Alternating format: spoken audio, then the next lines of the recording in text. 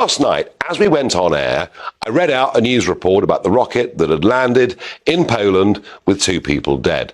I didn't jump to any conclusions at all. I just couldn't work out why, how, what had happened. Now, what is for certain is that if Putin had not been raining missiles down on parts of western Ukraine yesterday, none of this would have happened. That is absolutely clear in my mind. Absolutely clear.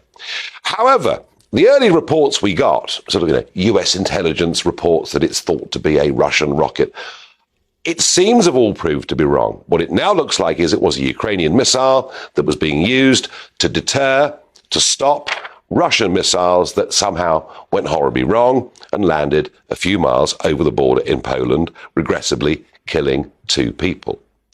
But what interests me particularly about this is, okay, Putin's the devil, Putin's the bad guy. I get it.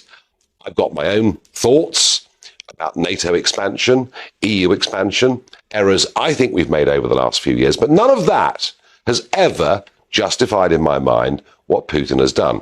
But Volodymyr Zelenskyy has been held up to be this great heroic figure, this man of huge wisdom. Well, have a think about what he said last night, because I actually think he jumped the gun in a very, very dangerous way. You see, he made it absolutely clear.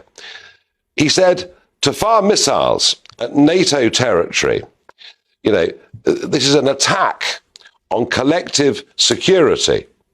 It is a very significant escalation. We must act.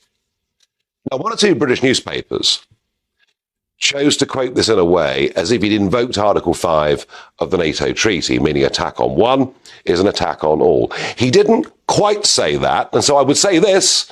I think some British newspapers, including broadsheets, actually were irresponsible in the way in which they reported it. But I think it is significant that the Ukrainian president basically says Russia has attacked NATO, do something. And so the question I want to ask and debate tonight and get your thoughts on too is, do we wholly, fully trust Volodymyr Zelenskyy? Give me your thoughts on that, please.